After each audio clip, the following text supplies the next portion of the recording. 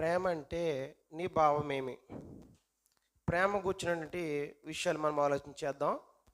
లోకంలో అనేకులు ప్రేమ ఎలా కలుగుద్ది అని మాట్లాడినప్పుడు అనేక రకాలుగా మాట్లాడుతుంటారు. ప్రేమ అనేది ఎవరినైనా లోకంలో ఉన్న వ్యక్తులను అడుగుతుంటే ఏం తెలియపరుస్తుంటారంటే,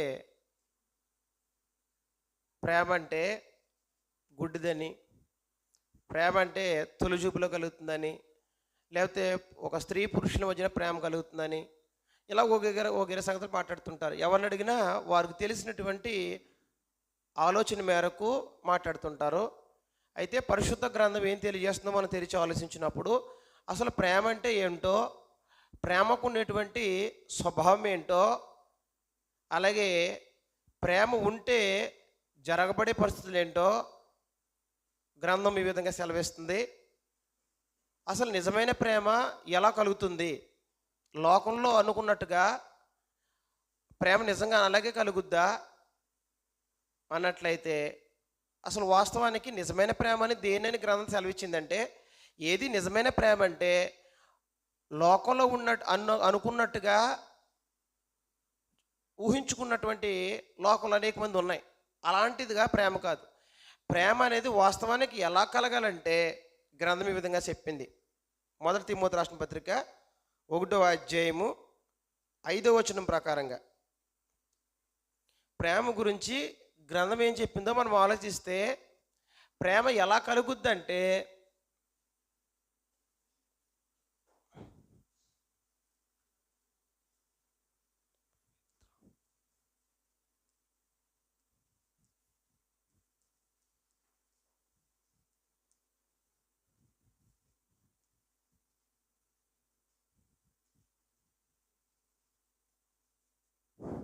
మొదటి తిమోతి రాసిన పత్రిక నేను చదువుతాను.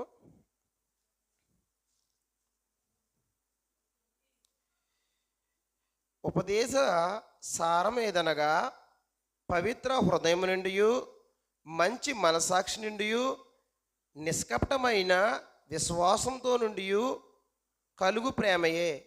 అంటే ఇక్కడ అపోస్తలుడైన పౌలు తిమోతికి లేఖ రాస్తూ ఏం తెలియజేస్తున్నాడంటే, ఉపదేశ సారం ఏదనగా అంటే ప్రేమ ఎలా కలుగుద్దో అని తెలియజేశాడు. ఒకటి పవిత్ర హృదయం నుండి, రెండోదిగా ఏమన్నాడంటే మంచి మనస్సాక్షి నుండి.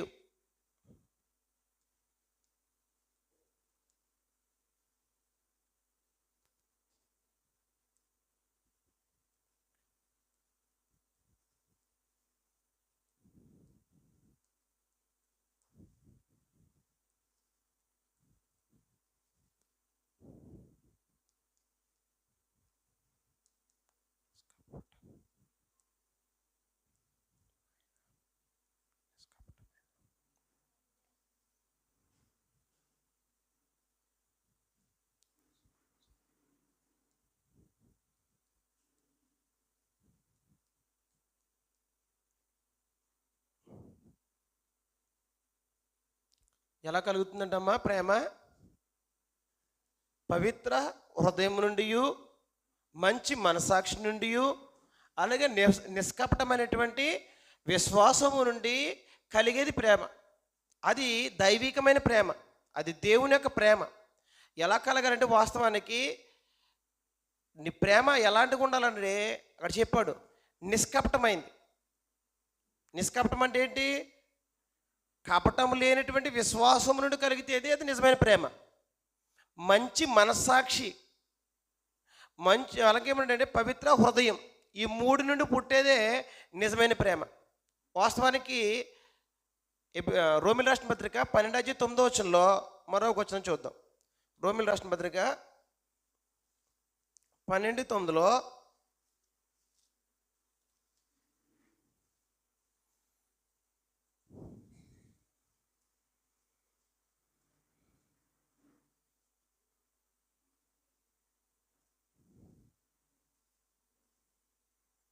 మీ ప్రేమ నిష్కపటందై ఉండవలెను, చెడ్డదాన్ని ఆశ్రయించుకొని మంచిదాన్ని హత్తుకొని ఉండి. ఏంటంటమ్మా ప్రేమ ఎలా కలుగుతుందంటే ఇక్కడ చెప్పాడు, ప్రేమ ఎలా ఉండాలంట? నిష్కపటందై ఉండాల. ఎలా ఉండాలంటండి? ప్రేమ నిష్కపటమైంది అంటే ఏంటి? కపటం లేనిది అయి ఉండాలి.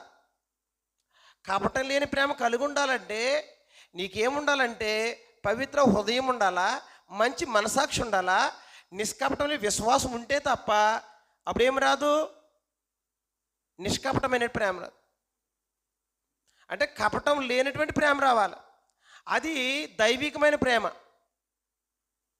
కాబట్టి రోమాలో నుండి స్థానిక సంఘానికి అపోస్తలుడైన పౌలు చెబుతున్నాడు, మీ ప్రేమ నిష్కపటం దై ఉండవలెను. అంటే ఏంటి నిష్కపటం? అంటే ఏంటి? కపటం లేనిది.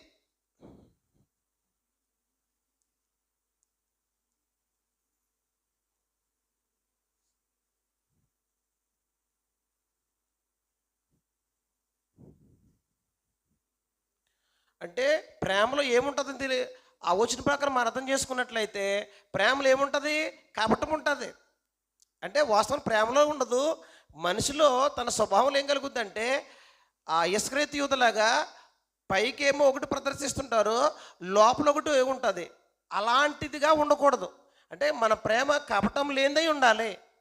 అంటే మనము చాలామంది ఏం చేస్తుంటారంటే లోపలేమో ఒకటి ఆశిస్తారు, బయట నుంచి ఏమో ఒకటి మాట్లాడుతుంటారు. అంటే బయటేమో ప్రేమ కనబడుతుంటుంది, లోపలేమో క్రూరత్వము, ద్వేషము, కక్ష అనేది ఎక్కడ ఉంటుంది? హృదయంలో ఉంటుంది. హృదయంలోనేమో కక్ష పెట్టుకుని, లేకపోతే కనుక ద్వేషం పెట్టుకుని, లేదా కోపం పెట్టుకుని, ఇక ఏదైనా పెట్టుకుని పైకి ప్రేమ కనబడుతుంది అనుకో, ప్రేమగా మనం మాట్లాడుతున్నాం అనుకో, అప్పుడు అటువంటి ప్రేమను ఏమన్నాడంటే కపటమైన ప్రేమ. ఆ పాట మనం పాడుకుంటాం, ప్రేమ లేనివాడని వ్యర్థుడైన ప్రభు. అంటే ఇస్కరియోతు యూదులు కపటమైన ప్రేమ చూపుతుంటారు. కపటమైన ప్రేమగా ఎక్కడ ఉండకూడదంటే స్థానిక సంఘాల మధ్య ఎటువంటి ప్రేమ ఉండాలంటే నిష్కపటమైన ప్రేమ అయి ఉండాలి. హృదయంలో ఏముందో నోట్లో కూడా ఏముండాలి? అదే ఉండాలి. అప్పుడు దాన్ని ఏమన్నాడంటే దైవికమైన ప్రేమ అన్నాడు. అంటే దేవుని దగ్గర దేవుడు ప్రేమించడంలో ఎలాగైతే లోపం లేకుండా ప్రేమిస్తున్నాడో మనం కూడా ఏమై ఉండాలన్నమాట? స్థానిక సంఘ పరిధిలో అక్కడ మాట్లాడుతున్న రోమాలో ఉన్న స్థానిక సంఘానికి మాట్లాడుతూ ఏం తెలియజేస్తున్నాడంటే ప్రేమ ఎలాగుండాలంటే నిష్కపటందై ఉండాలా. ఏదో ఆశించి ప్రేమించేది లోకంలో ఆశించి ప్రేమిస్తారు. కానీ క్రైస్తవులుగా దేవుని పిల్లలుగా మనకు ఏముండకూడదంటే నిష్కపటమైన ప్రేమ అయి ఉండాలి తప్ప కపటం కలిగినటువంటి ప్రేమను ప్రదర్శించినట్లయితే అది దైవికమైన ప్రేమ కాదు. నీకేం లేదంటే పవిత్ర హృదయం లేదు, మంచి మనసాక్షి లేదు, నిష్కపటమైన విశ్వాసం లేదు. నిజంగా ఈ మూడు గనక ఉంటే గనక ఎవరి హృదయం అయితే పవిత్ర హృదయం నుండి, మంచి మనసాక్షి నుండి, అలాగే నిష్కపటమైన విశ్వాసం నుండి ప్రేమ కలుగుద్దో అది దైవికమైన ప్రేమ. ఒకవేళ మనకి ఇవేమీ లేకోకుండా కపట ప్రేమ ప్రదర్శిస్తున్నాం అనుకో, అప్పుడు మనం ఏం చేయట్లేదంటే అపోస్తలుడైన పౌలు రోమాలో ఉన్న స్థానిక సంఘాన్ని హెచ్చరించినట్టుగా మీ ప్రేమ ఎలా లేదంటే నిష్కపటం దై లేదు. నిష్కపటమైన ప్రేమ లేదంటే అది దేవుని ప్రేమ కాదు. దైవికమైన ప్రేమలో ఏముందంటే నిష్కపటమైన ప్రేమ ఉంది. ఆయన ఏదో ఆశించి మనల్ని ఏం చేయలేదు? ప్రేమించలేదు. ఎవరు? తనండి దేవుడు కానీ యేసుక్రీస్తు వారు కానీ మన నుండి ఏదో ఆశించి లోపల ఒకటి పెట్టుకుని బయటికి ప్రదర్శించింది ఒకటి కాదు. హృదయంలో ఏముందో, మనసాక్షి ఏముందో, మనసాక్షి ఏకిపించి హృదయం ఏకిపించి అప్పుడు ఏం జరిగిందంటే వారు ప్రేమించడం జరిగింది. మనము కూడా మన ప్రేమ ఎలా ఉండాలని పరిశుద్ధ గ్రంథం సెలవిస్తుందంటే లోకంలో మనుషులు ప్రేమించుకున్నట్టుగా ఆశించి ప్రేమిస్తారు. కొంతమంది దయతో నాకు క్షమించాలి, కొంతమంది ఏం చేస్తున్నారంటే సహాయం అడగడానికి ముందుగా వచ్చి ఏం చేస్తున్నారంటే ప్రేమను ప్రదర్శించి ఏం చేస్తారంటే అడగడానికి ఎక్కువసేపు వాళ్ళ దగ్గర స్పెండ్ చేసి ఏం చేస్తారంటే ప్రేమను ప్రదర్శించి అప్పుడు ఏం చేస్తారంటే సహాయం అడుగుతుంటారు. నాకు ఒక 10,000 రూపాయలు అప్పు కావాలని. అంటే ఏంటంటే లోపల ఒకటి ఆశించి బయటకు ఒకటి చూపిస్తుంటారు. కానీ అలా ఉండకూడదు. మనము ఏమై ఉండాలంటే మన ప్రేమ నిష్కపటందై ఉండాలా. ఆ నిష్కపటమైన ఈ పవిత్ర హృదయము, మంచి మనస్సాక్షి నుండి కలిగేదే నిజమైన ప్రేమ. మంచి విశ్వాసం నుండి నీకు విశ్వాసంలో కపటం లేని విశ్వాసమై ఉండి దాని నుండి కలిగేదే నిజమైన ప్రేమ. ఈ ప్రేమ అంతా కలగాలంటే ఒక సూత్రం ఉంది. దేవుని ప్రేమ మనలో ప్రదర్శించబడాలంటే, మనము కలిగి ఉండాలంటే ఒకే ఒక సూత్రం ఉంది. దేవుని ప్రేమ మనం కలిగి ఉండడానికి ఒకే ఒక సూత్రం ఉంది. అలా కాకోకుండా ప్రేమ అనేది నీ హృదయంలో కలగదు, నీ మంచి మనసాక్షిలో కలగదు, నీ యొక్క నిష్కపట విశ్వాసంలో కలగదు. రోమీయుల రాసిన పత్రిక 5వ అధ్యాయంలో 5వ వచనంలో అందరు తీసుకోండి. రోమా 5:5లో అందరు శ్రద్ధగా వినాలి. రోమీయుల రాసిన పత్రిక 5వ అధ్యాయం 5వ వచనంలో, ఎందుకనగా ఈ నిరీక్షణ మనను సిగ్గుపరచదు. అక్కడ పునిస్టా పెట్టాడు. మనకు అనుగ్రహింపబడిన పరిశుద్ధాత్మ ద్వారా దేవుని ప్రేమ మన హృదయంలో కుమ్మరింపబడుతున్నది. ఏంటంటమ్మా, ప్రేమ మన హృదయంలో కలగాలంటే ఏం కలిగి ఉండాలంట?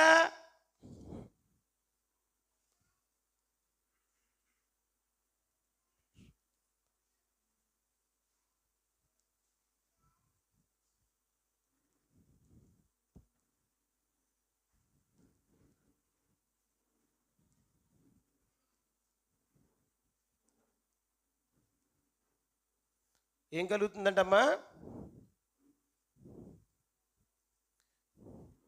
ప్రేమ ఎలా కలుగుద్దంటమ్మా? ఆ వచనం అందరూ చూడండి. ప్రేమ ఎలా కలుగుద్దంట? దేవుని ప్రేమ మన హృదయంలోనికి ఎలా కలుగుద్ది? ఒకటి, మంచి హృదయం నుండి, మంచి మనసాక్షి నుండి, నిష్కపట విశ్వాసము నుండి. 4వది ఏమనంటే పరిశుద్ధాత్మ ద్వారా మన హృదయంలో దేవుని ప్రేమ అనేది అనుగ్రహించబడుతుంది. ఇప్పుడు దేవుని ప్రేమ మనం కలిగి ఉండాలంటే పరిశుద్ధాత్మ అనుగ్రహింపబడకుండా ఎవరో కూడా ప్రేమ కలిగి ఉండడానికి అవకాశం లేదు. పరిశుద్ధాత్మ నీకు అనుగ్రహించాలంటే, దైవికమైన ప్రేమ నువ్వు ప్రదర్శించాలంటే, దేవుని యొక్క ప్రేమను నువ్వు పొందుకోవాలంటే, దేవుని యొక్క ప్రేమను నువ్వు పొందుకుని ఇతరులను నువ్వు ప్రేమించాలంటే పరిశుద్ధాత్మ లేకోకుండా నీకు ప్రేమ కలిగి ఉండటానికి అసంభవం.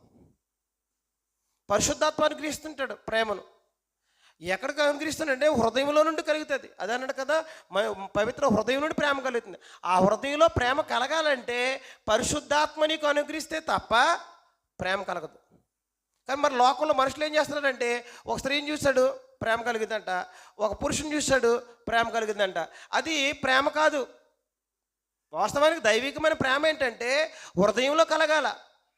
ఆ హృదయంలో ఎలా కలుగుద్దంటే పరిశుద్ధాత్మ ద్వారా అనుగ్రహింపబడుతుంది.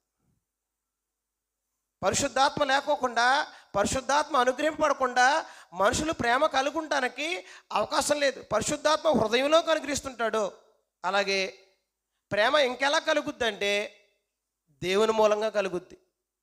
1 యోహాను పత్రిక 4వ అధ్యాయము 7వ వచనంలో ప్రేమ ఎలా కలుగుద్ది అన్నట్లయితే, ప్రేమ అసలు ప్రేమ కూర్చున్నట్టు వాస్తవాన్ని నువ్వు గుర్తించవలసిన ఆసక్తి ఉంది, నేను గుర్తించవలసిన ఆసక్తి ఉంది. ప్రేమ అంటే నీ భావం ఏంటో నాకు తెలియదు, కానీ గ్రంథం ఏం చెప్పిందో ఆ భావం కలిగి ఉన్నట్లయితే దైవికమైన ప్రేమ. ప్రియులారా, మనము ఒకరినొకడు ప్రేమింతుము, ఎలయనగా ప్రేమ దేవుని మూలంగా కలుగుచున్నది. ప్రేమించి ప్రతివాడు దేవుని మూలంగా పుట్టినవాడై దేవుని ఎరుగును. ఏంటంటమ్మా, మనము ఒకరినొకడు ప్రేమిందు.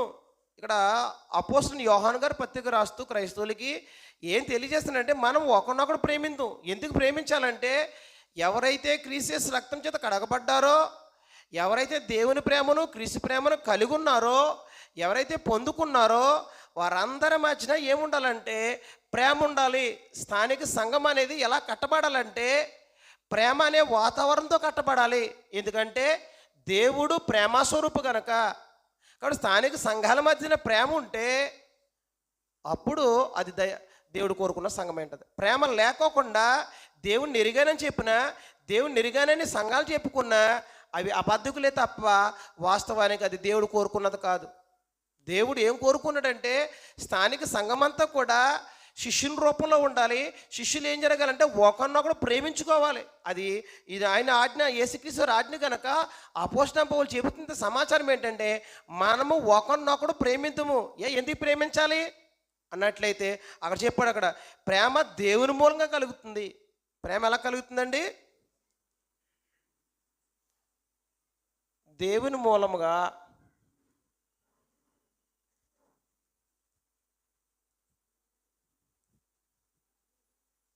మనం చూసాం. ప్రేమ ఎలా కలుగుతుందంటమ్మా? దేవుని మూలంగా కలుగుతుంది. ప్రేమ మంచి పవిత్ర హృదయం నుండి కలుగుతుంది. ప్రేమ మంచి మనసాక్షి నుండి కలుగుతుంది. నిష్కపటమైన విశ్వాసం నుండి ప్రేమ కలుగుతుంది. అలాగే పరిశుద్ధాత్మ ద్వారా హృదయంలోకి ప్రేమ అనేది అనుగ్రహింపబడుతుంది. పరిశుద్ధాత్మ ద్వారా ప్రేమ కలుగుతుంది. మూడోదిగా ఏంటి చూసామంటే, ఐదోదిగా ప్రేమ దేవుని మూలంగా కలుగుద్ది. దేవుని మూలంగా కలుగుద్ది. ఎందుకంటే దేవునికి నువ్వు పుట్టినవాడు అయితే, దేవునికి నువ్వు కుమార్తెడు అయితే, అక్కడ చెప్పాడు దేవునికి పుట్టినవాడు అయితే నీలేం కనబడాలి? ప్రేమ కనబడాలి. మీలో ఎంతమంది దేవునికి పుట్టారో, దేవుడు మన సత్యవాక్యం వల్ల కన్నాడో, మనందరము కూడా ఏమి కలిగి ఉండాలని దేవుడు కోరుకున్నాడంటే మనందరి జీవితాల్లో ప్రేమ కనబడాలి. ఆ ప్రేమ ఎలాంటిదై ఉండాలంటే పవిత్ర హృదయందై ఉండాలా, మంచి మనసాక్షి నుండి పుట్టాలా, అలాగే నిష్కపటమైన విశ్వాసం నుండి పుట్టాలా. అలాంటి ప్రేమ దేవుడు కలిగి ఉన్నాడు. అలాంటి ప్రేమను కలిగి స్థానిక సంఘాలు కొనసాగబడాలని, భూమి మీద అలాంటి ప్రేమ కలిగిన వాతావరణాన్ని దేవుడు చూడాలని దేవుడు జగత్తు పునాది వేయబడకొనిపోయి క్రీస్తునందు దేవుడు సంకల్పించాడు. నిజంగా నువ్వు క్రీస్తునందు చేర్చబడ్డావా? నువ్వు ధన్యుడు. నిజంగా నువ్వు దేవునికి పుట్టినవాడు అయితే, దేవునికి పుట్టిన కుమార్తె అయితే, వాస్తవానికి ఏం జరగాలంటే నీ జీవితంలో ప్రేమ అనే స్వభావాన్ని నువ్వు కలిగి జీవించాల. ప్రేమ లేనివాడు దేవుడిని ఎరిగినవాడు కాడు. మనమేమో ప్రేమ లేకోకుండా నాకు దేవుడు తెలుసు, తండ్రి అని దేవుడు నువ్వు చెప్పుకో, ఉపయోగం ఏముంది నీకు? నువ్వు చెప్పుకోవచ్చు అంతే, చెప్పుకొని కాలం గడుపుతావు అంతే. కాలం గడిపే వాళ్ళు ఉంటారు, దానివల్ల నీకు ప్రయోజనం ఏముండదు. దేవుడు కోరుకునేది ఏంటంటే మన జీవితాల్లో ప్రేమ అనే స్వభావాన్ని కలిగి అనేకులకు ప్రేమ స్వభావాన్ని చూపించి క్రీస్తులోకి అనేకుల్ని మార్చే విధంగా మన ప్రేమ ఇతరులకు కనబడాల. అలా కనబడితే ఎందుకు అనేక మంది మారరు? ఇంటి దగ్గర ఏమో ఒకలాగా ఉంటాడు, సమాజంలో ఒకలా ఉంటాడు, సంఘం దగ్గర ఒకలా ఉంటాడు, ఉద్యోగానికి వెళ్ళినప్పుడు ఒకలా ఉంటాడు, వ్యాపారంకి వెళ్ళినప్పుడు ఒకలా ఉంటాడు. ప్రేమ అలా మారిపోతుందా పరిస్థితిని బట్టి? నిజంగా అనేక మంది క్రైస్తవులను చూసి ఇలా ఉండకూడదని నిర్ణయించుకున్న వాళ్ళు కూడా ఉన్నారు. ఏంటంటే వారి జీవితాలను బట్టి. వాస్తవానికి దేవుడు కోరుకున్నట్టుగా పవిత్ర హృదయం నుండి, మంచి మనసాక్షి నుండి, నిష్కపటమైన విశ్వాసము నుండి, పరిశుద్ధాత్మ ద్వారా నీకు ప్రేమ కలిగినట్లయితే, నువ్వు నిజంగా దేవుని మూలంగా నువ్వు ప్రేమ కలిగి ప్రదర్శించిన వాడు అయితే ఎందుకు అనేకులు క్రీస్తులోకి రారు? ఎక్కడైనా యేసుక్రీస్తు వారు ప్రేమను విడిచిపెట్టి ఎప్పుడైనా తన జీవితం కొనసాగించారా? దేవుడు ఎక్కడైనా తన ప్రేమను విడిచిపెట్టినట్లుగా దాఖలాలు ఉన్నాయా? దేవుడు అసలు ఎంత గొప్ప దేవుడు అంటే, తన పోలిక తన స్వరూపంలో చేసిన మానవుడిని నిర్మించాలన్నప్పుడు ఎంత ప్రేమించాడో, నిర్మాణం చేసినప్పుడు ఎంత ప్రేమించాడో, పాపం చేసినప్పుడు అంతే ప్రేమించాడు. ఎఫెసీ పత్రికలో చెప్తారు కదా, దేవుని యొక్క ఉగ్రత వైపు వెళ్ళిపోయాము, పాపము చేసినప్పుడు సహితము నీవు మా ఎడల చూపిన ప్రేమ. దేవుడు మారిపోయాడండి ప్రేమించటంలో, తన స్వభావంలో మార్పు లేదు. ప్రేమ ఆయన పవిత్ర హృదయం నుండి కలుగుతుంది కనుక, ప్రేమ దేవుని మూలంగా కలుగుతుంది కనుక, నిజంగా మనం దేవుని మూలంగా పుట్టిన వారం అయితే ఏం జరగాలంటే ప్రేమ అనే స్వభావాన్ని, అనే గుణాన్ని మనం కలిగి జీవించాలని దేవుడు కోరుకుంటున్నాడు. కాబట్టి ప్రేమ ఎలా కలుగుద్ది? లోకంలో చెప్పుకున్నట్టుగా కలుగుద్దా, లేకపోతే ప్రేమ ఎలా కలుగుద్దమ్మా? ఒకసారి మీ అందరూ చూడాల. ప్రేమ ఎలా కలుగుద్దని గ్రంథం సెలవిచ్చింది. లోకంలో అనుకున్నట్టుగా ప్రేమ గుడ్డిదని, లేకపోతే మరోటని చెప్పిందా గ్రంథం? ప్రేమ ఎలా కలుగుద్దో గ్రంథం చెప్పింది. ప్రేమ కలిగే విధానం ఎలాగంటే పరిశుద్ధ గ్రంథం సెలవిచ్చింది ఏంటంటే పవిత్ర హృదయం నుండి కలుగుతుంది. మంచి మనస్సాక్షి అయి మంచి మనస్సాక్షి లేకోకుండా, మంచి మనస్సాక్షి అంటే దోషారోపణ లేనటువంటి మనస్సాక్షి నుండి ఉంటే తప్ప నీకు ప్రేమ కలగదు. నిష్కపటమైన విశ్వాసం కలిగి ఉండాలి, అంటే కపటం లేనటువంటి విశ్వాసం అయి ఉండాలా. దేవుని యందు విశ్వాసం ఉంచిన వాడు సహోదరుని కూడా ప్రేమిస్తాడు. అలాగే ప్రేమ ఎలా కలుగుద్ది అంటే పరిశుద్ధాత్మ ద్వారా ప్రేమ కలుగుద్ది. పరిశుద్ధాత్మ అనుగ్రహింపబడకుండా నీకు ప్రేమ కలగదు.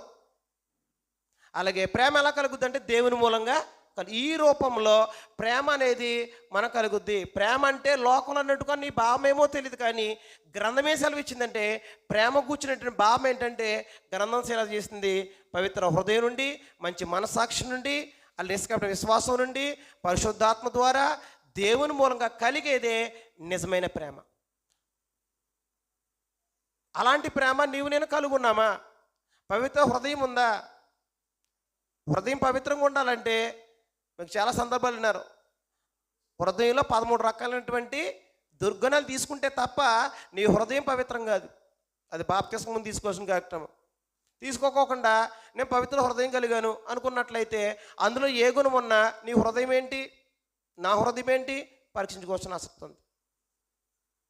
ప్రేమ ఎలా కలుగుద్దమ్మా? అందరూ చెప్పాలి. ప్రేమ ఎలా కలుగుద్ది? బోర్డు మీద రాసిన చూసుకోండి. అలా కలిగితేనే అది నిజమైన ప్రేమ. అలాంటి ప్రేమను తండ్రి అయినటువంటి దేవుడు కలిగి ఉన్నాడు కనుక, దేవుడు మనకు తెలుసు, దేవుడు ఏంటంటే మనల్ని ఎంతో ప్రేమించాడు. దేవుడు తండ్రి అయినటువంటి దేవుడు మనం ప్రేమించాడు కనుక ఆయన ఏం చేశాడు? ఇలాంటి దైవికమైన ప్రేమ దేవుడు కలిగి ఉన్నాడు కనుక, దేవుడు కలిగి ఉన్నాడు, క్రీస్తుప్రభువు కలిగి ఉన్నాడు, అలాగే సంఘం కలిగి ఉండాలి. కాబట్టి 3 విషయాలు చెప్తాను. ఒకటి, తండ్రి అయిన దేవుడు మనం ప్రేమించాడు కనుక ఆయన ఏం చేశాడు? మొదటి భాగం రాసుకోండి. మన తండ్రి అయిన దేవుడు ఏం చేశాడు? పరిచయం చూసాం.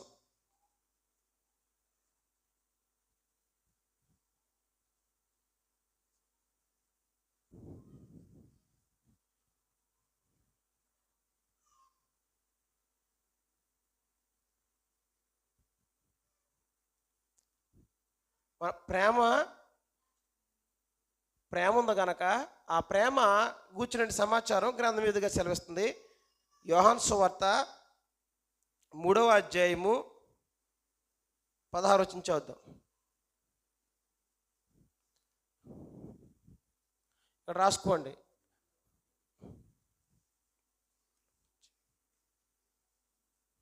ఆలోచించాలి. ఆలోచించకుండా సంగతులు మనకి నివృత్తి రావు. మన తండ్రి అయిన దేవుడు ఏం చేశాడో ఆలోచిస్తే, అలాగే మన ప్రభువైన యేసుక్రీస్తు ఏం చేశాడో ఆలోచిస్తే, సంఘం ఏం చేయాలో ఆలోచిస్తే మనం నిజంగా అలాంటి ప్రేమ కలుగున్నామో లేదో మనకు అర్థమవుతుంటుంది. మొట్టమొదటిగా తండ్రి అయిన దేవుడు ఏం చేస్తున్నాడంటమ్మా?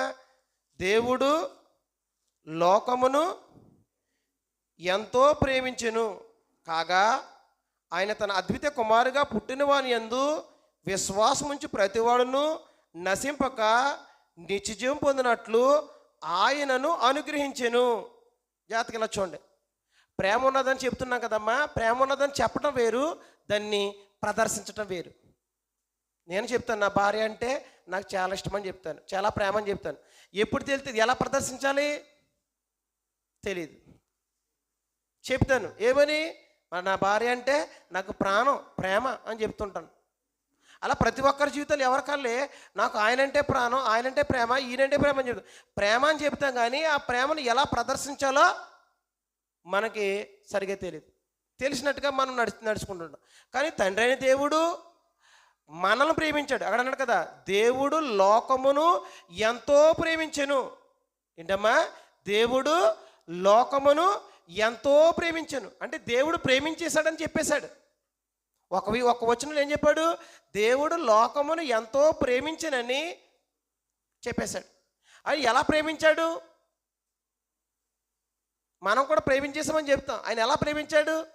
మన తండ్రి అయిన దేవుడు ఏం చేశాడో ఆలోచిస్తే అర్థమవుతుంది. ఆయన లోకాన్ని ప్రేమించాడంటే సమస్త మానవాళిని ప్రేమించాడు. ప్రేమించి ఏం చేశాడు? కింద వచనంలో చెప్పాడు. ఆయన చూడండి ఒకసారి అందరూ చూద్దాం. ఆయన అద్వితీయ కుమారునిగా పుట్టినవాని యందు విశ్వాసం ఉంచి ప్రతివాడును నశింపక నిత్యం పొందినట్లు ఆయనను అనుగ్రహించాను. ఆయన ఏం చేశాడంటమ్మా? మనం ప్రేమించాడు. ప్రేమించి ఏం చేశాడు? తన అద్వితీయ కుమారుణ్ణి మనకు అనుగ్రహించాడు.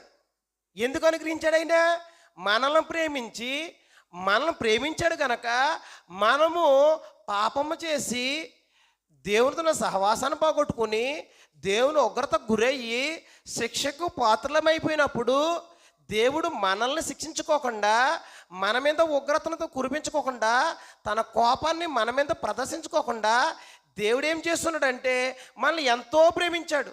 అసలు దేవుని ప్రేమకి, మానవుని ప్రేమించడంలో ఇంకేమి లేదంటే అవధుల్లే. ఎంత ప్రేమించాడో దేవుడు లోకమును ఎంతో ప్రేమించాడంటే, మనుషులను ప్రేమించి తన పోలిక తన స్వరూపంలో చేసినటువంటి మనుషులను ప్రేమించి ఆయన ఏం చేశారంటే, దేవుడు తన కుమారుని, తన అద్వితీయ కుమారుని ఏం చేశారంటే భూలోకానికి పంపించి ఏం చేస్తున్నాడంటే మనందరమును నశించిపోకోకుండా నిత్యజీవం పొందాలని ఆయనను అనుగ్రహించాడు. ఆయన యేసుక్రీస్తు వారిని దేవుడు అనుగ్రహించడంలో ఏమి కనబడుతుందంటే దేవుని ప్రేమ కనబడుతుంది. అని ప్రేమించేసి దేవుడు ప్రేమించేసి విడిచిపెట్టలే. దాన్ని ఎలా ప్రదర్శించాడంటే తన ప్రేమను తన కుమారుని భూలోకానికి పంపించి ఆయన భూలోకానికి అనుగ్రహించాడు. అనుగ్రహించింది ఎందుకు?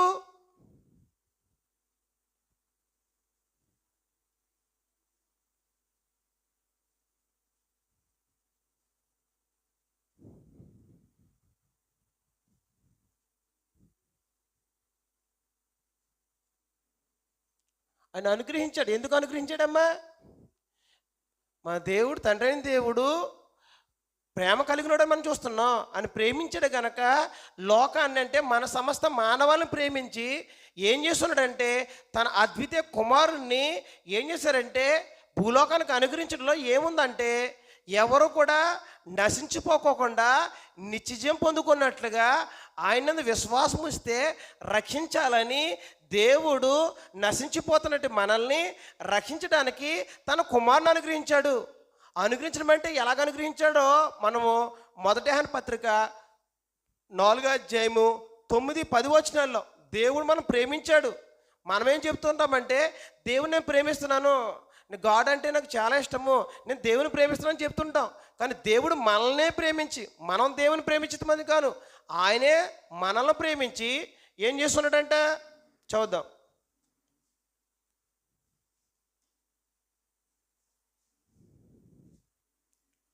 మనము ఆయన ద్వారా జీవించినట్లు దేవుడు తన అద్వితీయ కుమారుణ్ణి లోకంలోనికి పంపెను. దీనివల్ల దేవుడు మన యందుంచిన ప్రేమ ప్రత్యక్షపరచబడెను. మనము దేవుని ప్రేమించమని కాదు, తానే మనలను ప్రేమించి మన పాపములకు ప్రాచితమైనటుకు తన కుమారుని పంపెను. ఇందులో ప్రేమ ఉన్నది. మొదటి యోహాను పత్రిక 4:9-10 అపోస్తలుడైన యోహాను గారు తెలియజేసిన సమాచారం ఏంటంటే మనము ఆయన ద్వారా జీవించినట్లు. ఎవరి ద్వారా? యేసుక్రీస్తు ద్వారా మనం జీవించినట్లు ఆయనందు విశ్వాసం ఉంచేవాడు నశింపక నిత్యజీవం పొందినట్లుగా దేవుడు క్రీస్తును అనుగ్రహించాడు కదా. అలాగ అనుగ్రహించడంలో ఏం కనబడుతుందంటే ప్రేమ కనబడుతుంది అని చెప్పాడు కదా. దేవుడు తన అద్వితీయ కుమారుని లోకంలోనికి పంపాను. పంపడంలో ఏముందంట కింద వచనంలో, దీని వలన మన యందుంచిన ప్రేమ ప్రత్యక్షమవుతుంది. అంటే దేవుడు మానవ ఎడల నుంచి ప్రేమ ఎలాగ ప్రత్యక్షపరిచాడంటే దేవుడు తన కుమారుని లోకానికి పంపాడు. లోకానికి పంపడంలో ఏముందంటే అందులో ఏముందంటమ్మా దేవుని ప్రేమ ఉంది. మనం దేవుని ప్రేమించడం కాదు, తానే మనల్ని ప్రేమించి, దేవుడు మనల్ని ప్రేమించి ఏం చేస్తున్నాడంటే క్రీస్తుని అనుగ్రహించాడు. అందులో ఏముందంటే దేవుని ప్రేమ ఉంది. ఎందుకంటే వాస్తవానికి ఆయన ఎందుకు అనుగ్రహించాడు దేవుడు?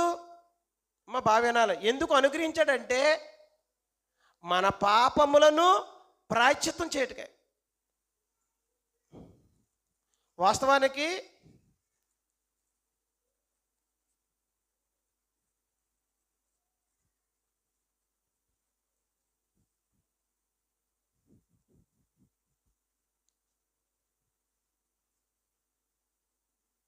మన పాపములకు ఏం జరగాలంటమ్మా? ప్రాయశ్చిత్తం అంటే ఏంటో తెలుసమ్మా? శిక్ష.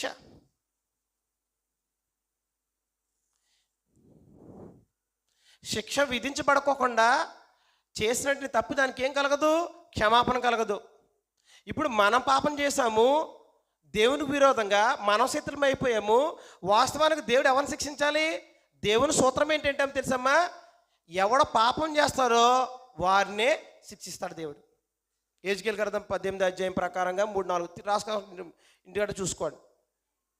20 వచనము 4 వచనం ఏం కనుక 18:18 3వ వచనము, 18వ అధ్యాయం 3వ వచనము, 4వ వచనం, 20వ వచనం ఏం కనపడుతుంది అంటే పాపము చేయి ప్రతివాడు మరణం నొందును. అంటే దేవుని సూత్రం ఏంటంటే పాపము చేయి ప్రతివాడును ఏం జరగాలంట? మరణించాలి. పాపం చేసినోడికి దేవుడు ఏం చేస్తుంటాడు?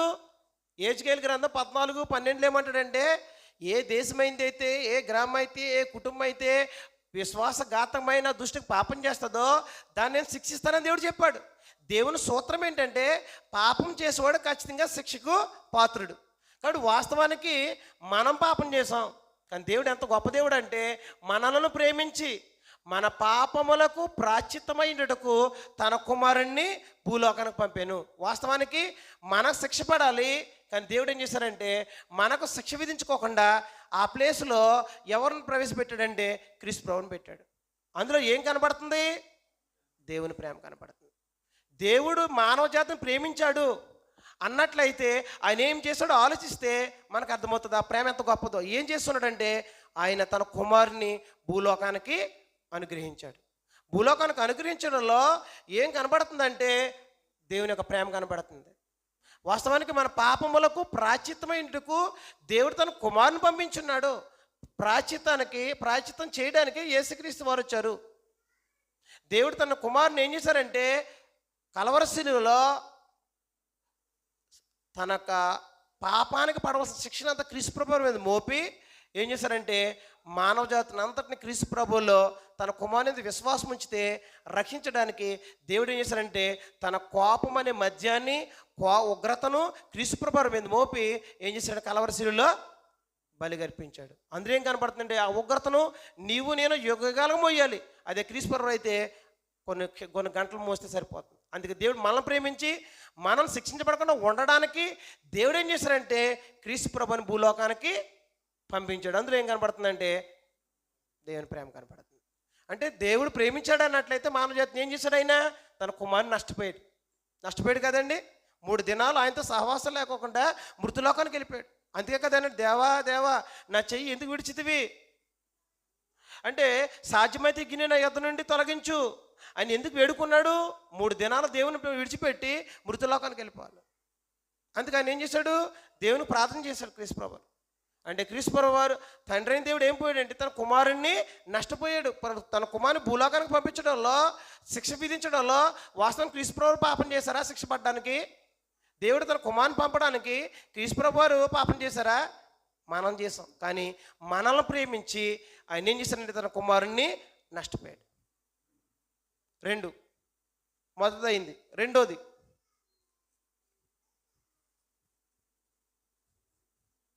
మన ప్రభువు ఏం చేశాడో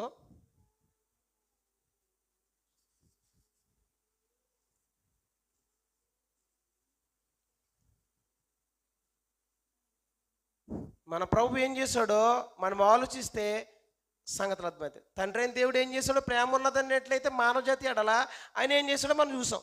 మరి క్రీస్తు ప్రభువు ఏం చేశాడు? క్రీస్తు ప్రభువు కూడా మనల్ని ఏం చేశాడు? ఆయన ప్రేమించే ప్రాణం పెట్టారు కదా. అలాగన్నట్లయితే క్రీస్తు ప్రభువు ఏం చేస్తున్నారు? గలతీయులకు రాసిన పత్రిక మన ప్రభువుని యేసుక్రీస్తు ఏం చేశారో ఆలోచిస్తే మనకు అర్థమవుతుంది. ఎఫెసీయులకు రాసిన పత్రిక 5వ అధ్యాయము 2వ వచనం చూద్దాం, తర్వాత ఇక్కడికి వద్దాం. ఎఫెసీయులకు రాసిన పత్రిక 5వ అధ్యాయము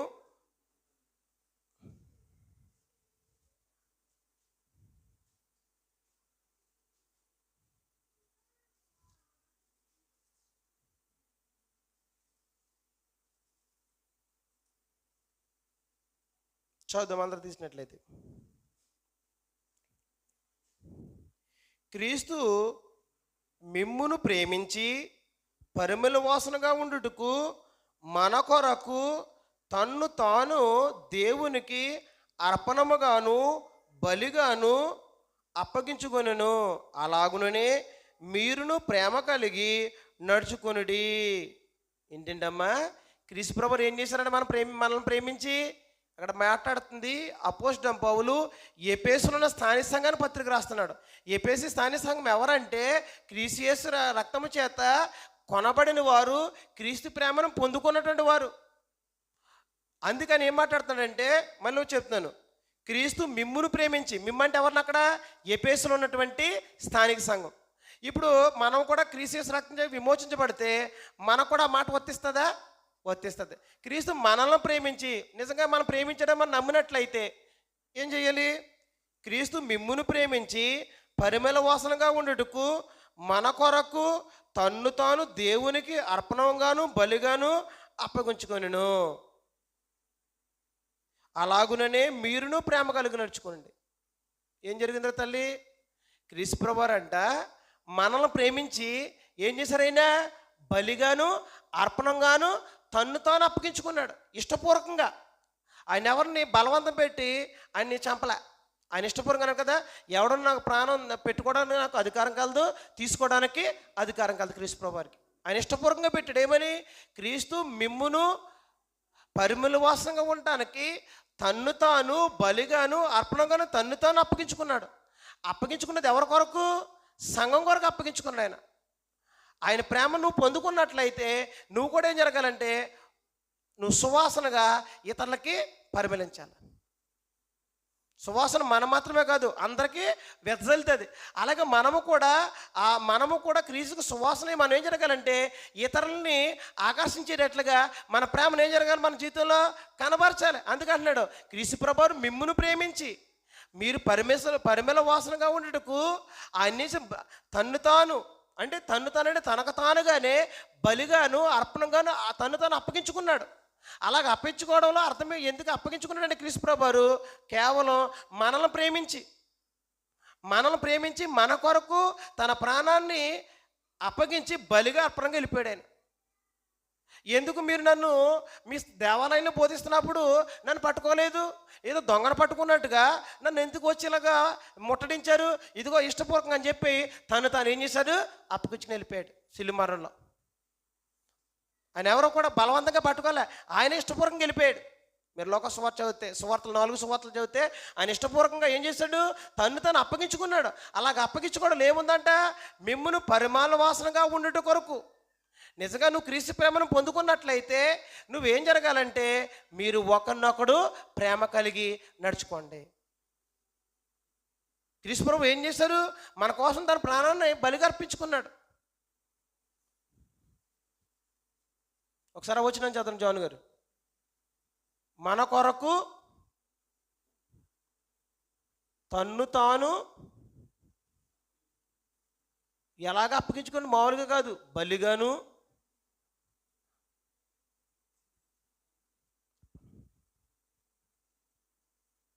ఎందుకొరకంటే మనమంట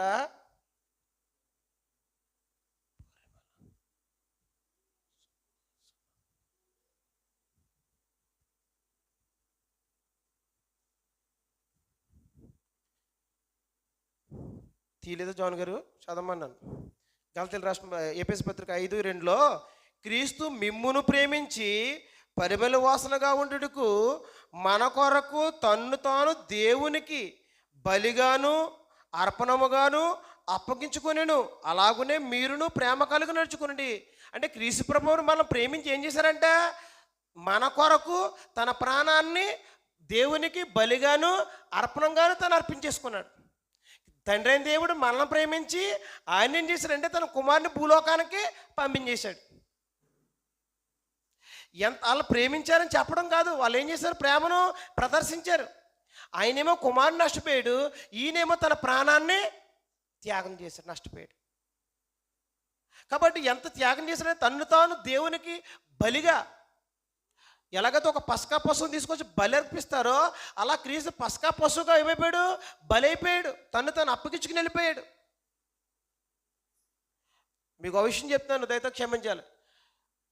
బయట ఏం చేస్తుంటారంటే దొన్నలను కానీ గొర్రెలను కానీ ఆ కట్టేసేటప్పుడు ఏం చేస్తుంటారంటే అందులో గడ్డి పెడుతుంటారో ఆ తలకాయ పెడుతుంది, ఆ చంపేస్తున్నాడనే సంగతి దానికి ఏం తెలీదు, దానికి తెలీదు. కానీ క్రీస్తు ప్రభువారికి ఏం తెలుసు అంటే తను చంపుతారని, ప్రాణం తీస్తారని తెలిసి ఏం చేస్తారంటే తను అలాగ అప్పగించుకున్నాడు. గొర్రె పిల్లగా తీసుకొచ్చేటప్పుడు బలర్పించినప్పుడు పాత నిబంధన కాలంలో లేవీలు బలర్పించినప్పుడు ఆ గొర్రెని తీసుకొస్తున్నారు, తను చంపేస్తారనే సంగతి దానికి తెలియదు. కానీ క్రీస్తు ప్రభువారికి ఏం తెలుసు? నేను చనిపోతున్నాను, నా ప్రాణాన్ని ఇస్తున్నానని ఆయన తెలుసు.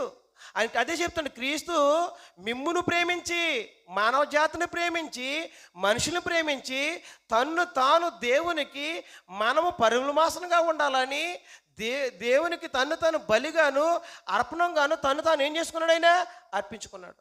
నిజంగా ఆయన ప్రేమ యొక్క త్యాగాన్ని నువ్వు గుర్తించడం అయితే, ఆయన ప్రేమను నువ్వు పొందుకున్నట్లయితే, నీ ప్రేమను ఏం చేస్తావంటే ఇతరులకి పరిమళ వాసనగా ఉండేటట్టుగా నువ్వేం చేస్తావంటే, దాని అర్థం ఏంటంటే మనందరం కూడా ప్రేమ కలిగి నడుచుకుంటాం. నిజంగా త్యాగాన్ని గుర్తించిన అయితేనే ప్రేమ కలిగి ఉంటాక అవకాశం ఉంటుంది. యాక్చువల్గా నేను దేవుని ఉగ్రత వైపు కొనసాగబడుతున్నాను, నేను శిక్షకి పోతున్నా, అయితే దేవుడు నన్ను తప్పించాడు, నేను ప్రేమకు రుణస్తుని, దేవుని ప్రేమకు. నిజంగా నేను వాస్తవానికి నా ప్రాణాన్ని నేను నష్టపోవాలి, నేను శిక్ష అనిపించాలి, కానీ నాకు శిక్ష పడుకోకుండా క్రీస్తు ప్రభువు ఏం చేశారంటే నన్ను తప్పించి నా కొరకు తను బలిగాను అర్పణంగా అప్పగించుకున్నాడో అని ఆయన ప్రేమ ఎంత గొప్పదో అని నువ్వు గుర్తించినట్లయితే, నువ్వు నేనేం చేస్తామంటే ఖచ్చితంగా సహోదరులు ఏం చేస్తామంటే ప్రేమ కలుగుంటాకు అవకాశం ఉంది. క్రీస్తు యొక్క త్యాగాన్ని గుర్తించుకోకుండా నువ్వు ప్రేమించలే, దేవుని యొక్క ప్రేమను గుర్తించుకోకుండా నువ్వు ప్రేమను ప్రేమించలే. పైకి చెప్తుంటావు ఐ లవ్ యూ అని చెప్తుంటావు, జరగదు. ప్రేమించినట్లయితే ఏం జరగాలి? నిజంగా క్రీస్తు ప్రేమ మన పరిమళ మోసంగా ఉండడానికే కదా ఆయన తను అప్పగించుకున్నాడు. అందుకే అపోస్తలుడైన పౌలు తన కొరకు అప్పగించుకున్నాడు కదా. క్రీస్తు పరిమళ వాసనగా ఉండడానికి తాను అప్పగించుకున్నాడు కదా బలిగా అర్పణగా అన్నట్లయితే, నీవు కూడా యేసుక్రీస్తు యొక్క ఆ త్యాగాన్ని గుర్తించడం అయితే అపోస్తలుడైన పౌలు ఏం చేస్తున్నాడు? గలతీయులకు రాసిన పత్రిక 2:20.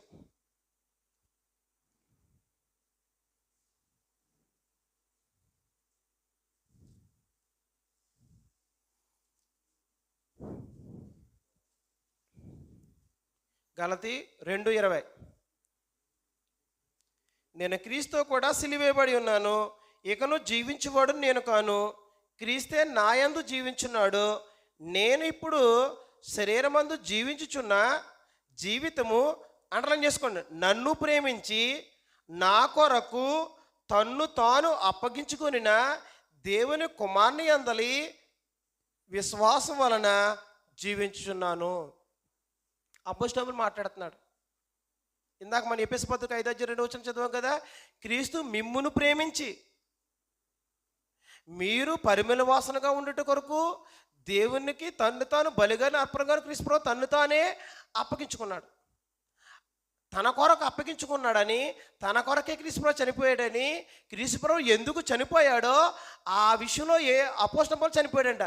నేను క్రీస్తుతో పాటు సిలువేయబడి ఉన్నానంటే క్రీస్తు ప్రభువు వారు నా పాప విషయమై చనిపోయాడు కాబట్టి నేను పాప విషయమై సిలువేయబడుతున్నాను, నేను పాపాన్ని సిలువేస్తున్నాను, పాప జీవితాన్ని సిలువేస్తున్నాను. అంత మాత్రమే కాదు, ఆయన ఎలా అయితే కలవరి శిలువలో తన్ను తాను నా కొరకు అప్పగించుకున్నాడో అలాగే నన్ను ప్రేమించి, ఇక్కడ కూడా అంత అద్భుతంగా మాట్లాడుతుంది అపోస్తలుడైన పౌలు అని మాట్లాడుతాడు, నన్ను ప్రేమించి. ఆ మాట అండర్లైన్ చేసుకోండి ఒకసారి. క్రీస్తు నాయందు జీవించుచున్నాడు, నేను ఇప్పుడు శరీరమందు జీవించిన జీవితము నన్ను ప్రేమించి. ఈయన ఇందాక ఎక్కడ మిమ్మును అన్నాడు, ఎక్కడ ఎఫెసీ పత్రికలు ఇందాక 5:2 మిమ్మును ప్రేమించాను. ఇప్పుడు ఏమన్నాడు ఆయన? నన్ను ప్రేమించి నా కొరకు తన్ను తాను అప్పగించుకున్న దేవుని కుమారుని యందు విశ్వాసం వల్ల జీవిస్తున్నాను. నిజంగా క్రీస్తు ప్రభువు నీ కొరకే చనిపోయారని, నా కొరకే చనిపోయారని నువ్వు నిజంగా ఆయన ప్రేమను గుర్తించిన అయితే వాస్తవానికి ఏం చేస్తావంటే, ఆయన ఎందు నిమిత్తం చనిపోయాడో ఆ పాప విషయమే నువ్వు మృతుడు అవుతావు. జీవించేది ఎవరి కోసం బ్రతుకుతావంటే, నిన్ను ప్రేమించి నీ కోసం ప్రాణం పెట్టిన ఆయన కోసం జీవిస్తావు. ఎంతమంది మనలో అపోస్తలుల బోధ ప్రకారంగా యేసే దేవుని కుమారుడైన క్రీస్తుని విశ్వాసం ఉంచి ఎంతమంది బాప్తిసం పొందారు? ఒకసారి చేయొద్దండి. నాకు తెలుసు, నాకు తెలియదని కాదు, జోన్ గారు ఎత్తలేదు. అంటే ఏంటి? నిజంగా నువ్వు క్రీస్తు ప్రభువారు నీ కొరకు చనిపోయారంటే దేవుని కుమారుడిని విశ్వాసం ఉంచి చనిపోయావు కదా. పాప విషయంలో చనిపోయిన వారం అయితే ఈ జీవించే జీవితము దేవుని కుమారుని యందలి విశ్వాసంతో ఎంతమంది జీవిస్తున్నాం? దేవుని కుమారుని యందలి విశ్వాసంతో అపోస్తలుడైన పౌలు మాట్లాడాడు, బ్రతుకుడు క్రీస్తే చావైతే లాభం, నేను ఇక జీవించేవాడు నేను కాను. ఎందుకని? మీ బాప్తిసం పొందకమునుపు ఉంది కదా, ఈ బాప్తిసం పొందకమునుపు మీ జీవితం, బాప్తిసం పొందిన తర్వాత జీవితం ఎవరిదంటే క్రీస్తు ప్రభువారిది.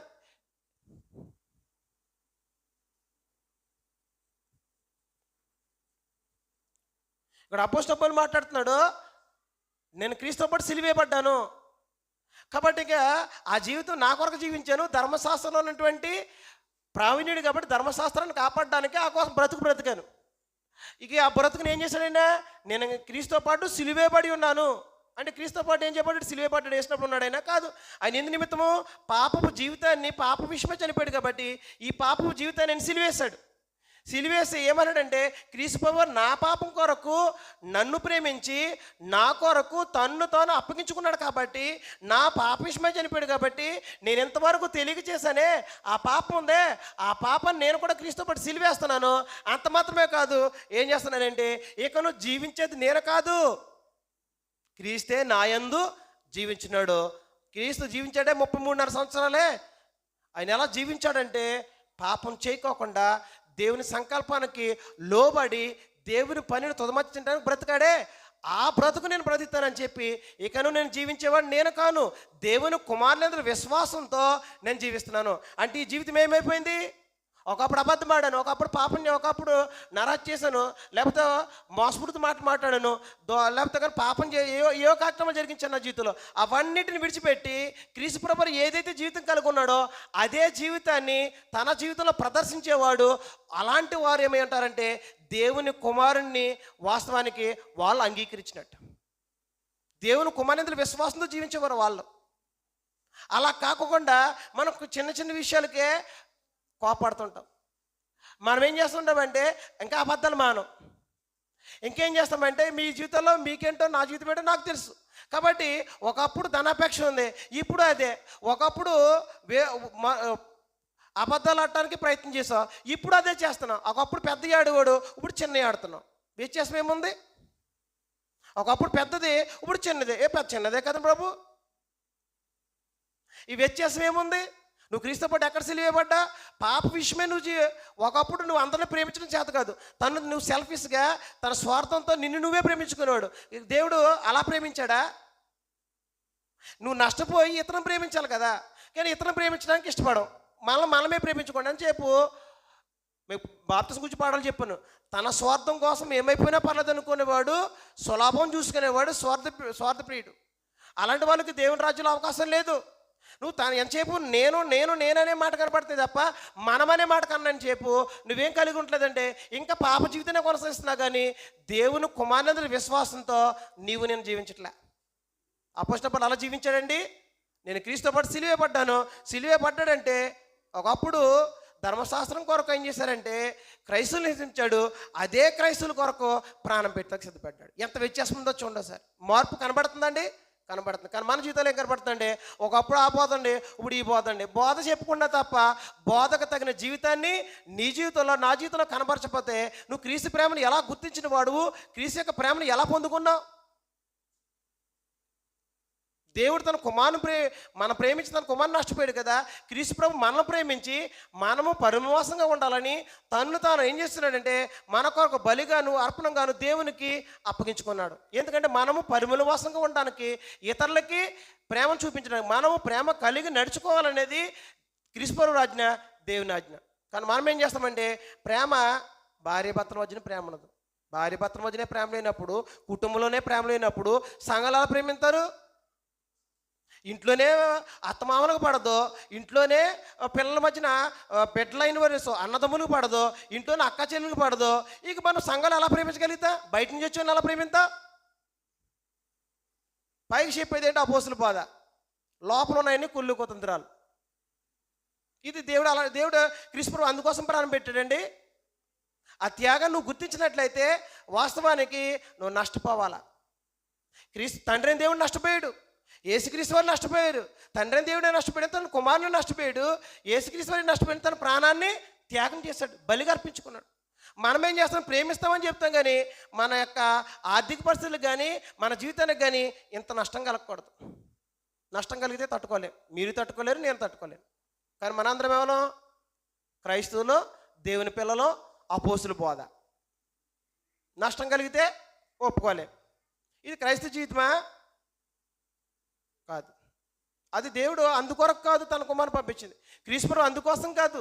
నీవు ఎలాగైతే క్రీస్తు మిమ్మును ప్రేమించి తనను తాను అప్పగించుకున్నాడో మనము కూడా సహోదరుల్ని ప్రేమించడంలో మనం కూడా నష్టపోవలసినటువంటి అవసరం ఉంటుంది. 2 తెస్సలోనికీయులకు రాసిన పత్రిక 2:16-17.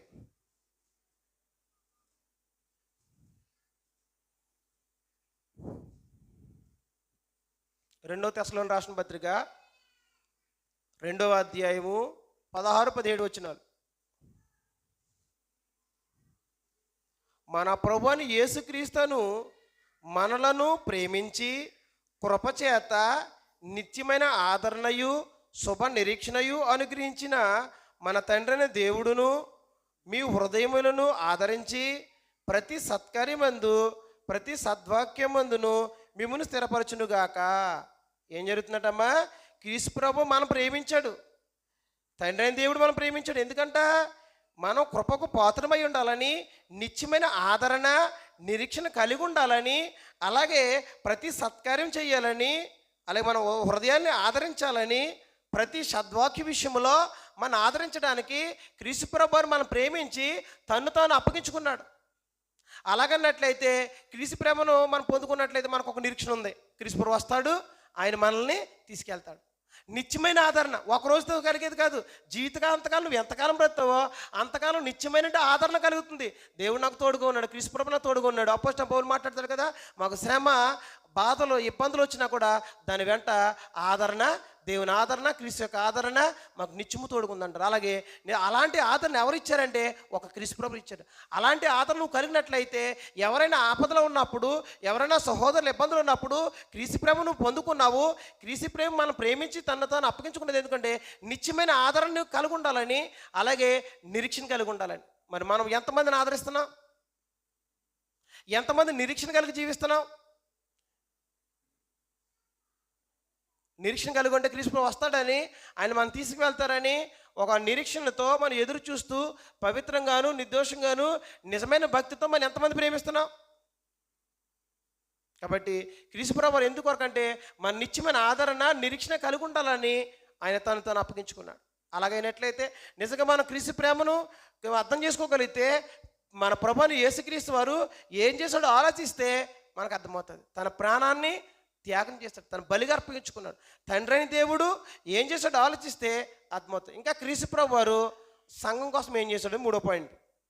మన ప్రభు సంఘం కోసం ఏం చేశాడో ఆలోచిస్తే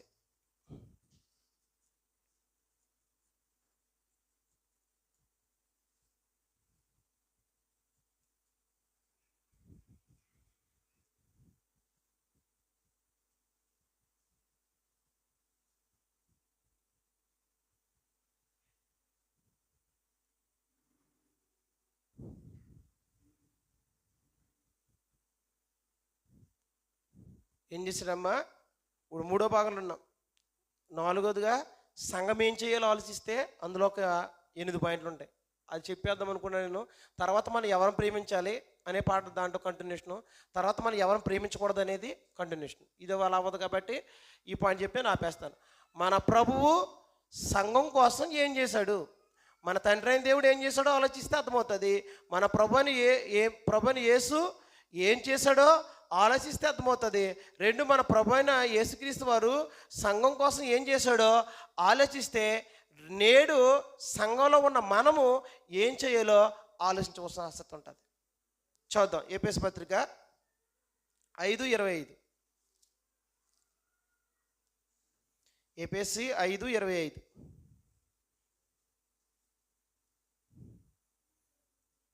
మీరును పురుషులారా మీరును మీ భార్యలను ప్రేమించుడి అని చెప్పుకుంటూ వస్తూ అటువలే క్రీస్తు కూడా సంఘమును ప్రేమించి అది కలంకమైనను ముడతైనను అట్టిది మరి ఏదైనా లేక పరిశుద్ధమైనదిగాను నిర్దోషమైనదిగాను మహిమగల సంఘంగాను ఆయన తన ఎదుట దాన్ని నిలబెట్టుకొనవలని వాక్యముతో ఉదక స్నానము చేత దానిని పవిత్రపరిచి పరిశుద్ధపరచుటకే దాని కొరకు తన్ను తాను అప్పగించుకొనెను. క్రీస్తు ప్రభువు ఎవరి కోసం అప్పగించుకున్నారంటమ్మా? సంఘం కోసం అప్పగించుకున్నాడంట. ఆ సంఘం వరకు ఎందుకు అప్పగించుకున్నాడంట అక్కడ చెప్పాడు. తన ఎదుట ఎలా ఉండాలంటే సంఘం చెప్పాడు అక్కడ. క్రీస్తు సంఘమును ప్రేమించి అది ఎట్టిదే ముడతైనను కలంకమైనను మరి ఎట్టిదైన లేకుండా అంటే ఎలాగ ఉండాలంటే సంఘము అది కలంకము లేనిదై ఉండాల, రెండు ముడత లేనిదై ఉండాల, ఇంకేమన్నాడంటే పరిశుద్ధంగా ఉండాలా, ఇంకేముండాలంటే నిర్దోషంగా ఉండాలా, అలాగే మహిమగల సంఘంగా తన ఎదుట నిలబెట్టుకున్న వాళ్ళని తన్ను తాను ఏం చేశాడంటే సంఘం కొరకు తను తాను అప్పగించుకున్నాడు. క్రీస్తుప్రభు ప్రాణం పెట్టింది సంఘంను ప్రేమించి, ఒకటి మనల్ని ప్రేమించి, రెండు నిన్ను ప్రేమించి. అపోస్తలుడు పౌలు మాట్లాడాడు కదా, మిమ్మును ప్రేమించాడు ఎఫెసీ పత్రికలో. అలాగే గలతీ పత్రికలో ఏమన్నాడంటే నన్ను ప్రేమించన్నాడు. ఇప్పుడు ఆయన సంఘమును ప్రేమించి, సంఘం అంటే యూనివర్సల్గా వస్తుంది, ప్రపంచవ్యాప్తంగా అందరిని కూడా సంఘమును ప్రేమించి, ఎలాగంటే సంఘాన్ని ప్రేమించి సంఘం కొరకు తన్ను తాను అప్పగించుకున్నాడు. మనకు ఇందులో ఎన్ని విషయాలు కనపడుతుందండి. దేవుడేమో మనం ప్రేమించి తన కుమారుని అప్పగించాడు. క్రీస్తుప్రభు మనల్ని ప్రేమించి మన కొరకు తను తాను అప్పగించుకున్నాడు. అలాగే సంఘమును ప్రేమించి ఈయన సంఘం కొరకు ఏం చేశారంట, తన్ను తాను అప్పగించుకున్నాడు. అంటే క్రీస్తుప్రభు అప్పగించుకున్న సంఘం కొరకు కూడా చనిపోయారు ఆయన. ఆ సంఘం ఎలాగుండాలి? 4 విషయాలు చెప్పాడు. కలంకము లేనిదై ఉండాల, రెండు ముడత లేనిదై ఉండాల, 3 పవిత్రమైనదై ఉండాల, 4 నిర్దోషందై ఉండాల, 5 మహిమ గలదానిగా ఉండాల. ఆ పాయింట్లు జాతక రాసుకోండి, మీకు దగ్గర ఉంటుంది. ఒకటి సంఘం కొరకు తన్ను తాను అప్పగించుకున్నాడు. అలాగ అప్పగించుకోవడం గల కారణం ఏంటంటే క్రీస్తుప్రభు ఎదుట దేవుని ఎదుట సంఘం ఎలా నిలబెట్టుకోవాలనైనా, ఎలా నిలబెట్టుకోవాలంటే ఒకటి కలంకము లేనిది, ముడత లేనిది, అలాగే పరిశుద్ధమైంది లేదా పవిత్రమైంది లేదా నిర్దోషమైంది అనుగాను మహిమ గల దానిగా ఆయన ఏం చేయండి మనలను తన ఎదుట నిలబెట్టుకోవాలని సంఘమును ప్రేమించి తన్ను తాను అప్పగించుకున్నాడు. అలాగైనట్లయితే నీవు నేను కూడా ఎలాగ ఉండాలంటే క్రీస్తుప్రభు ఎదుట ఇప్పుడు ప్రభుల్లో మనము పాల్గొంటున్నాం, ప్రభులే కదా ఆరాధనలో కూడుకున్నాం, ప్రభు యొక్క అధికారాన్ని బట్టి మనం కూడుకున్నప్పుడు ఇక్కడ కూడుకుంటున్నా రేపు క్రీస్తుప్రభులు వచ్చినప్పుడు ఆయన ఎదుట మనం నిలబడతామని న్యాయపీఠం ఎదుట నిలబడాలంటే ఆయన ఎదుట ఎలాంటి నిలబడాలంటే నువ్వు ఒక కలంకం లేనివాడై, ముడత లేనివాడై, పరిశుద్ధమైనవై, పవిత్రానుగా, నిర్దోషంగా ఉంటేనే తప్ప ఆయన ఎదుట ఏం జరగలేదు, నువ్వు నిలబడలే. మన క్రీస్తుప్రభు ఎదుట అలాంటి జీవితాన్ని కలిగి ఉన్నాం మనం. మీరు నేను కూడా క్రీస్తుప్రభు ఎదుట మనం నిర్దోషంగా జీవిస్తున్నామా, పవిత్రంగా జీవిస్తున్నామా, మహిమగల దానిగా మన జీవితాన్ని దేవునికి మనం అప్పగించుకుంటున్నామా? క్రీస్తుప్రభు ఏం చేస్తున్నాడు, తను ఎంత చేశాడో మనం ఆలోచించగలిగితే మనం ఏం చేయాలో అర్థమవుతుంది. తండ్రి అయిన దేవుడు ఏం చేశాడు, తన కుమారుణ్ణి నష్టపెట్టి భూలోకానికి అనుగ్రహించాడు, అందులో ప్రేమ ఉంది. క్రీస్తుప్రభు ఏం చేశాడో ఆలోచిస్తే మనకు అర్థమవుతుంది. క్రీస్తుప్రభు మనల్ని ప్రేమించి తాను బలిగాను అర్పణగాను అప్పగించుకున్నాడు. ఎందుకొరకంటే మనము పరిమళ వాసనగా ఉండడానికి తను బలిగా అర్పించుకున్నాడు. అందుకే అపోస్తలుడు పౌలు మాట్లాడుతాను, నేను క్రీస్తు నా కొరకు చనిపోయాడు కాబట్టి నేను పాపవిషయమై చనిపోతున్నాను, సిలువేయబడ్డాను, నేను క్రీస్తు కొరకే నేను బ్రతుకుతాను, నేను జీవించే జీవితం అంతే. నాలో ఎవరు కనపడతారంటే క్రీస్తుప్రభుని చూపిస్తాను. అందుకుంచే ఒకప్పుడు పొడ్డానికి వెళ్ళినాడు, ఒక జుట్టట్టుకు నిచ్చుకెళ్ళాడు, ఇప్పుడు తానే కొట్టిన తిట్టిన బండతో చుట్టి చనిపోయిన వదిలిపెట్టేసిన తిరిగి మాట్లాడలే. ఎంత వ్యత్యాసం ఉందండి. ఒకప్పుడు మనకు ఏదన్నా మాట అంటే హాస్పిటల్లో సర్రమల్లి వేసాం క్రీస్తులో లేకమునుపు, ఇప్పుడు కూడా అలాగే లేస్తున్నాం. వ్యత్యాసం ఏముంది? నేను మాట అంటే పండండి అంటాం, నేను నాకు అవమానం అంటే పడదంటాం. క్రీస్తుప్రభు అవమానం పడలేదా? ఆయన మనల్ని దేవుని ఎదుట నిలబెట్టడం కోసం ఆయన అవమానాన్ని నిర్లక్ష్యం చేయలేదా? ఆయన ఎదుట ఉన్నట్టు ఆనందం పొందుకోవడానికి. మరి మన అవమానం ఏం చేయలేము, తట్టుకోలేం. నిందలు తట్టుకోలేం, ఇంకేం తట్టుకోలేము, ఎవరైనా మాట అంటే తట్టుకోలేం. క్రీస్తుప్రభుని మాట్లాడి నిందించలేదా, దూషించలేదా? నువ్వు దేవుని కుమారుడు అయితే నిన్ను రక్షించుకో, వాస్తవానికి దేవుని కుమారుడు కాదైనా అని చెప్పిన మాట సత్యం. ఆయన దూషించాను. ఆయన ఎప్పుడైనా నేను దేవుని కుమారుని మీరు అలాగంటారని ఏనాడని రూఢీపరుచుకున్నాడైనా దాన్ని నిరూపించుకోవడానికి ప్రయత్నం చేశాడా? మనం ఏం చేస్తామంటే ఎవరైనా మన మీద నిందలు మోపినప్పుడు నేను అది కాదు అని చెప్పడానికి దాన్ని నిరూపించుకోవడానికి ఎన్నో కార్యక్రమాలు చేస్తుంటాం.